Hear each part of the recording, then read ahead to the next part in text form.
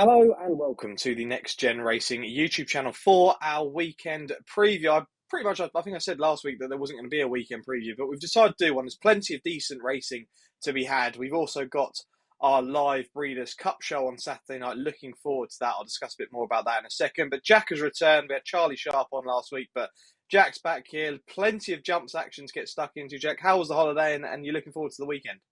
Yeah, it was delightful. Thank you. Over in Italy, you two absolutely smashed it. Well done to you and Sharpie for both absolutely smashing it there. But yeah, looking forward to get my teeth stuck into a bit of British action. But of course, all eyes will turn to the Breeders' Cup. Yeah, well done to Charlie. He did have a good weekend on the show, and I luckily put up a winner with our power. I've been in a bit of fine form, actually, which is very rare for me. A gold trip in the Melbourne Cup midweek, so hoping that can continue into this weekend. Like I say, it's pretty much something for everyone this weekend. You've got British and Irish flat racing, Irish jump and flat racing as well. And then you've got the Breeders' Cup on Friday and Saturday, which is absolutely superb. You can join us 5:30 p.m. live on Saturday. We'll be watching majority of the races. I know we're missing a couple of the big group ones, but we're going to be covering most of them on Saturday, which will run up until the Breeders' Cup Classic. We'll be finishing just after that race. Hopefully, we'll see a dominant display from Flightline. But you can get your question in. Jack and I'll be talking flat racing, jumps racing. We'll talk about absolutely anything. You can get your question during the night. So it should be a bit of fun. We're looking forward to that. Do subscribe to the channel. Found out today that 52% of you guys that are watching aren't even subscribed to the channel. So just quickly go and subscribe. It doesn't take long and it does help us out. So go and do that in the next 5 seconds or so. We'll get stuck into things though, Jack. We've got a preview out slightly earlier than we usually do because we do want to cover a big race on Friday. It comes from Exeter. And it's the Holden Gold Cup at 3:35 there. Grade 2 chase, over 2 mile, 1.5 furlongs. 5 go to post here. Third time lucky, he's looking like the 15 to 8 favourite here. Warlord, 9 to 4. Greener Teens, 11 to 4. Dolos, 8 to 1. And Us and Them, the outside of the 5 at 50 to 1. Now I'm going to start off the show by being quite boring here, but I quite like the favourite, Jack. I think third time lucky could turn into a lovely second season chaser. I know that in the Henry VIII, Warlord narrowly came on top to finish second in that. But I just think third time lucky's progressed nicely. You know, he's third to Gentleman Demi in the Magpie at Aintree. Now, I think Gentleman Demi is going to turn out to be potentially a really decent bet for the Tingle Creek coming up. I know he's quite short for that race, and that's been outlined as a target, but I think he's a decent bet. I think could be a really good horse, Gentleman Demi. And Edward Stone was in that race as well, and obviously Edward Stone was in the Arkle. And put up a really decent display there. I'm sure he's going to be competitive going into something like the Champion Chase, like Arkle winners are, although they have discussed potentially stepping up in trip for something like a Ryanair. We'll see what happens with regards to Edward Stone. But look, the Skeltons had a great weekend last weekend with the likes of Molly Ollie's Wishes and Proshima. I think that could continue here. I think third time lucky, 15 to 8 favourite to start the show for me, Jack. What about yourself? Yeah, I think they're actually 9 to 4 joint favs at the moment. I can see in a place. Okay. So, I mean, they're more or less pretty tightly matched. So, it is quite interesting. Of course, you've got Grenadine in there, who you haven't mentioned. Not too sure he really fires the first run of the year. Of course, was fourth in this last year. 8-year-olds don't exactly have a great record. I think it's 7 of the last 8 were either 6 or 7 years old. Look, Warlord. Yeah, they are a close matchup. I know you were saying third time lucky was beaten by him last time out. That was clearly just because they tried to go from the front and it really didn't work. He wanted to be held up. Third time lucky is a really interesting one for me because I think he's got a really high cruising speed. I mean, I'm always slightly worried, with his jumping. Of course, he clattered one and lost his irons. I think it was last time out anyway. But I just think he doesn't really finish off his races too well. And it kind of does worry me slightly. I mean, unlike Nube Negra, I think he's kind of the similar mould of Nube Negra. He likes to run fresh. He likes the better ground. And he's quite a high cruising speed, I think. So I think third time lucky, of course, in receipt of all that weight from Grenadine, may prove a little bit too good. Warlord could be there. Am I going to have a bet? Probably not. I'm hopefully going to sit back. And third time lucky is going to go in and win for both of us. Well, okay, 9 to 4. I mean, I don't know. I obviously have got the wrong prices, so that might be a decent price there at 9 to 4 for third time lucky. A joint selection in the Holden Gold Cup that comes on Friday from Exeter. Now, let's get into Saturday's racing. We won't be covering any of the races from Keeneland. We may have a best bet coming at the end of the show for Friday's racing, but you'll get all of our selections for Saturday on our live, so you can wait for that on Saturday at 5:30. So we'll start off at Wincanton on Saturday for the 3 races we previewed there, and the first of which is the 1:15, the Boodles Rising Star Novices Chase. This is a grade 2 over 2.5 miles, and McFabulous is the 6-5 favourite here. Sebastopol 3-1, hanging there 7-2. Orcan Risk 4-1. Uhtred's 8-1 and double figures bar these. Jack, I'll let you kick things off here. Who do you like? I mean, considering they do want to send McFabulous to the Quarto Star, you think he kind of has to go and win this, really. You look at the kind of all the visuals that we've seen on social media, and he looks like he's been schooling great. I mean, of course, they wouldn't put him up if he blunders a fence or anything like that, would they? But look, he kind of apparently is of the same mould as Brave Man's Game. I'll believe it when I see it. He should probably prove too good. I mean, you look at Sebastopol won a two-runner race at Chepstow last time out was interesting enough. But with Fabulous, of course, missing the Chepstow engagements kind of scuppered the plans ever so slightly, of course, because of the ground, which was too good for him. But look, if he is going to be a Grade 1 performer over fences, you'd expect him to go and win this and justify favouritism in good style. Orcan Risk is quite interesting. I'm not too sure this is perhaps his best trip. He looked like he grew into the race last time on Chase debut. Of course, missed the engagement with Pentland Hills in the walkover last time out, which was very funny to watch, as always a walkover is. But I think he's got an engagement in Carlisle in a couple of days, which he's entered for. I think they should probably opt for that instead. I think this would probably be to the maximum of capabilities if they did choose to go here, albeit there'll probably be a small field and it may even prove okay at the finish. I think they finished at 105% finishing speed when he won on Chase debut, so that would be interesting. But I think Fabulous would probably be a little bit too good, jump them silly, and hopefully go on to the Quarto Star in good style. Okay, McFabulous for Jack. This is a bit of a no-bet race. There's a couple on the preview here that I'm not going to be having a bet in, but Jack's right. I think McFabulous clearly sets the form with regards to the hurdles form here. Clearly sets it out, and like Jack said, if they're aiming for something like the Quarter Star, this has got to be an impressive display. So that's what they'd be hoping for. I'd be a bit worried about Orcan Risk. I mean, I don't know if this horse is definitely going to go here, may go here, but look, I know the train's in fine form, and I know the horse will probably come on plenty for that Chase debut, but I'd just be worried about the form. I mean, only narrowly beat, was it Jator that day, who has come out and since been well beaten at Cheltenham since. So I don't know. I'd have my concerns with regards to that horse at the moment. I'm a big fan of that yard, and they are going in great form, so you can imagine anything can happen with them. But a no-bet race to me, but I would like to see McFabulous win this in good style. A potential star novice chaser moving forward. The next race we look at then is the 61st running of the Badger Beers Handicap Chase. 3 miles, 1 furlong here. Nice handicap to get stuck into. Sure to be some prizes here. And then Rillo, 9-2 favourite. Frodon skipping the engagement in Down Royal due to ground and coming here. 5-1 carrying a monster weight. Captain Nor is 6-1. Lord Accord 13-2. The Big Breakaway 8-1. Potterman 10-1 and 12-1 the rest of these, or 12-1 and bigger the rest of these. It's going to be Captain Nor here for me, Jack. 6-1. I think it's probably a fair enough price. Now, Christian Williams, I think, the way I describe Christian Williams, I think he's an excellent target trainer. He has race in mind for a long, long way out, and I think he's had this in mind again for this horse a long way out and hoping for a big run. Now, 4th in this last year off 135, starts the season off a mark of 130, which is he was fairly competitive around this mark later on in the season last year, and I just think that this 9-year-old could still have a bit to show, and you'd imagine similar targets would probably be on the horizon for this horse again this season. It's had a nice run at Chepstow. I'd imagine that was just to get him match ready for something like this. I think 6-1 will be a fair enough price. I think it'd be a win bet. I think he's going to go and win this. I think Frodon would have to put in a monster performance to win this. I mean, if he can do this and do this in good style, you'd imagine that, Frodon will be right up there being competitive at the highest level once again, but I just imagine it could be quite difficult, and I think Captain Nor should improve from that 4th in this last year and go on and win it. What about yourself, Jack? Yeah, very, very tricky race. I like the point of Christian Williams being a target trainer. I think this is an absolute head scratcher though, and Relo could just be very well handicapped. I mean, it's hard to say he's potentially not very well handicapped off 143.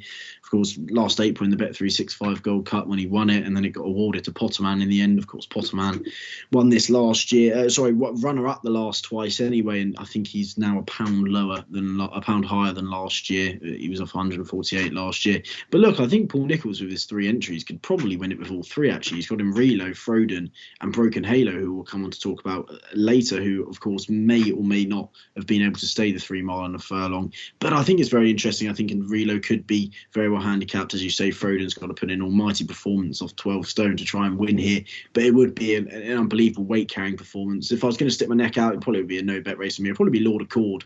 I was quite impressed with Lord Accord at Cheltenham last time out. I think he put the race to bed in good style. I think he's still an improving 7-year-old on Racing Post ratings. He put in a career best there, and he's only £5 higher. So I wouldn't be surprised if he could actually relish the step up to 3 mile. He looked like he did at Cheltenham last time out. Of course, at Worcester on his penultimate run, they tried to drop him back to 2.5. Didn't really work. Obviously, stepped him back up off £2 lower, and he did it in good style. So I think he'd probably be the one for me, the improving 7-year-old, and hopefully he's still well handicapped. Okay, Lord Accord for Jack, but it's not a confident selection. There's plenty that could go and win that very competitive race there at Wincanton on Saturday. And we'll go into a race that may not be as competitive, but this is the Elite Hurdle at 3 o'clock on Saturday. Grade 2 over just shy of 2 miles. A race that the favourite absolutely loves, and that's Sky Royale, 11 to 10. Nappers Hill for the Nichols Yard, 15 to 8. Milkwood, 9 to 2. Night Salute is around 6 to 1, and much bigger the rest of them in here. I do like the favourite. I like him as a horse, but I'm not going to be backing him to win this again.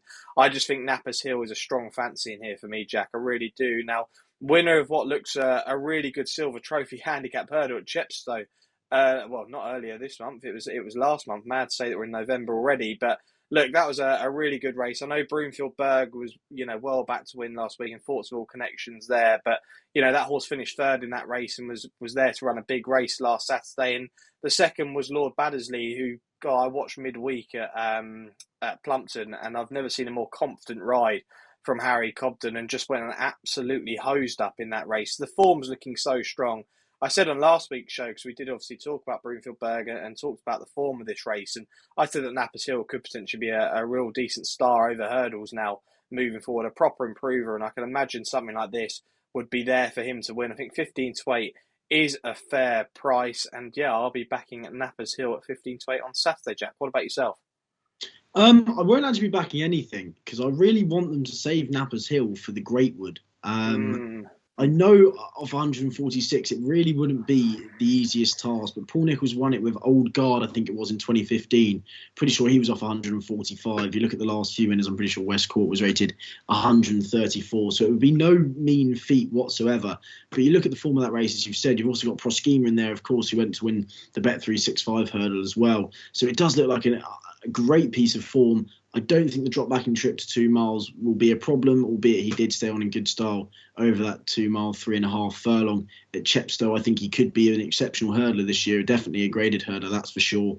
Coming up against a 10-year-old So Royale, it's definitely going to be a no bet race for me. I would like Nappers Hill to definitely go to the Greatwood, albeit off a big mark, off a big weight. But hey, it'd be nice to see Nappers Hill go in here, and hopefully they have a ding-dong battle to the line. One thing to say is Night Salute, I really don't rate the form of Pied Piper whatsoever. I think that was quite a weak race at Cheltenham, if I'm being honest. And I really don't think either of those 4-year-olds are going to kick on at all as 5-year-olds next year, if I'm being honest. So I think that was a pretty weak race. So Night Salute and Pied Piper are two that I'm definitely going to be avoiding in the future for sure. And hopefully it's Nappers Hill versus So Royale.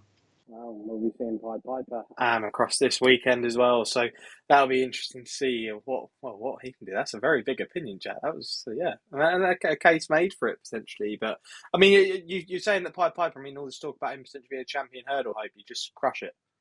Oh yeah, not a chance. I mean, I'd happily have a humongous forfeit if he finished in the first 6 in the champion hurdle. I honestly think he's nowhere near a champion hurdle contender. And yeah, I'd be very surprised. I think the time at Cheltenham wasn't that great. They all finished very, very bunched up. I think Sawbuck was beaten only 7 lengths at 66 to 1. He was rated 120. Yeah, I just think it was a pretty weak renewal, and I don't think either of them would be up to much this year.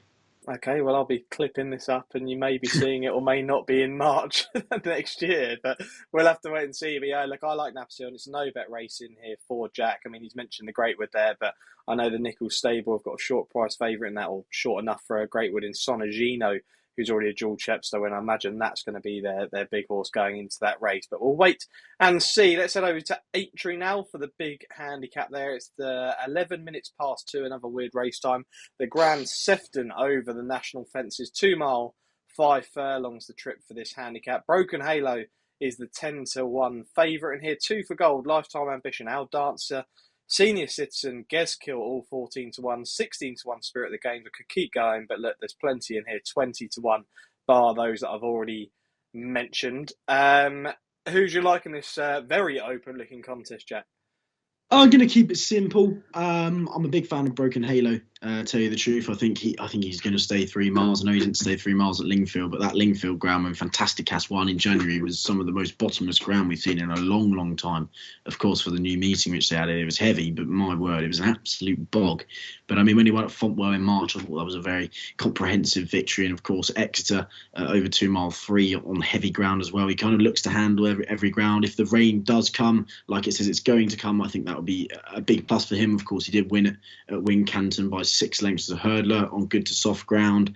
I mean, he won his point to point as well in April of 2019 on yielding ground. Who knows what yielding ground is still? But yeah, I think Broken Halo, he's still a double figure price. So I'm going to try and keep it simple. Lorcan Williams is on board, and I think a mark of 137 definitely underestimates his ability. Broken Halo for Jack. Lorcan Williams had a fine weekend last weekend as well. I like a horse in here called Gezkill at 14-1 for a trainer partnership you probably won't have heard a massive amount of, and you probably won't during the season, but it's Oliver Greenall and Josh Guerrero. Now, this horse's last 2 starts were over in Auteuil, where he's finished first and second, the win coming on very soft ground. Now, he was actually trained by Francis Nicole up until February this year, before coming in and joining Oliver Greenall and Josh Guerrero. And look, there's still plenty of work probably to be done with this lad. He's very ground versatile, as you can see, probably looking at his form. The win at Kempston coming on good ground, beat modest chasers that day, I'd say. I think the trip will be ideal for this horse, and I'm quite confident he's going to take to these fences. It's the first time that we're going to be seeing the Grand National fences, but I like ex-French horses coming and taking on these sorts of fences, just due to the fact that they kind of encounter multiple different obstacles similar to this at some stages over in France. And this horse is a superb jumper of a fence. So I just think that Gezkill could run a massive race in the Grand Sefton at 14-1, and he will be my bet. So Gezkill for myself and Broken Halo for Jack. Let's go on to the Grade 1 that we'll be previewing on Saturday, and it is the Ladbrokes Champion chase coming from Ireland over at Down Royal. The 232 there, it's a Grade 1 over 3 miles, and Galvin is the even money favourite here. Conflated 5-2, Kemboy 5-1, Envoylen is 10-1, and Beacon Edge the outsider at 20-1. Now, I'd probably say Conflated for me in here, Jack, would be a very tentative selection. You could make a case for the top 4, I'd say, in the market and not argue with it. Look, you've got to look at the likes of Envoylen. Could bounce back to his best, just never know with regards to that horse. Kemboy has been fairly consistent. Galvin, look, ran a decent race in the Gold Cup, didn't he? But I'd just be a little bit concerned that, in a race like this, something could come and take him on over 3 miles. I suspect Galvin just wants a little bit further than this, being honest. And yeah, I'll take Conflate at 5-2. Like I say, it's not a race that I've looked into too much due to the fact that I just thought it was so open. But yeah, tentative selection would be Conflated. What about yourself? Oh, I think this is a humongous no-bet race, isn't it? I mean, you can kind of pick holes in everything. You got Galvin, who's only won on soft ground once, and that was back in Air in 2019. So obviously he was quite impressive putting One Wild Fred to bed last time out. This, of course, requires a lot more. He's better fresh. I know he, of course, put a big effort in this last year when second from I think there was a day different break. So, I mean, it's a pretty similar route, albeit he did race at Punchestown last year. So Galvin, of course, definitely has probably just the edge over Conflated, but Conflated usually does need the run. I mean, if you look at his outings after more than 150 days off, he's unseated, fallen, finished third in a small field, and fourth or sixth in a small field as well. So look, he may need the run. Kemboy's definitely getting on a bit, isn't he? And Envoy Allen, I'm not too sure about the trip. So look, I'm going to sit back and relax and watch this race and not give my opinion. Yeah, so I think I'll probably be joining you. Like I say, I'd be very tentative with regards to Conflated. You've put me off now with regards to the form after so many days, so I'll leave it alone. And always, look, there's always races that you can leave alone on the weekend. Some races can be just good fun to sit back and enjoy, and this is certainly one of those. Now, that is the end of this weekend preview, but we have to get the nap and next best before we leave. Our nap and next best for the weekends, they're not going to be coming from Keeneland on Saturday. We'll be saving those for Saturday night. So, Jack, we'll start with you. What is your next best? I'm actually going to throw a few at you for this weekend, if that's okay, because I'm not too sure on starting prices, if I'm going to be honest. Okay, so I'm probably going to give you 4, if that's all right.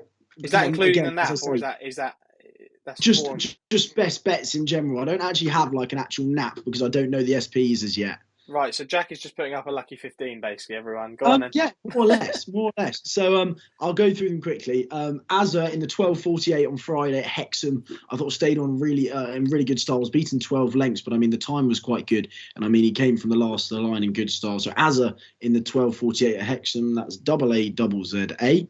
That's the first one. Second one's going to be Norton Hill, which is the 105 at Fontwell. I think he's got a good chance for the Anthony Honeyball team. Was placed fourth last time out, but I think he's off should be able to take all the beating here in the maiden hurdle. The third is going to be Lady Adair, who's out in the 12:40 at Wincanton, the unbeaten mare, who I thought could have had a chance in the mares novices last year, but didn't quite go there, and hopefully is still on a reasonable mark. And the last is going to be Persian Force. At Keeneland, he's 12-1 in the juvenile sprint. I mean, he's as consistent as anything. He's so hard to keep out the frame, and at 12-1, I think he's a good each way price.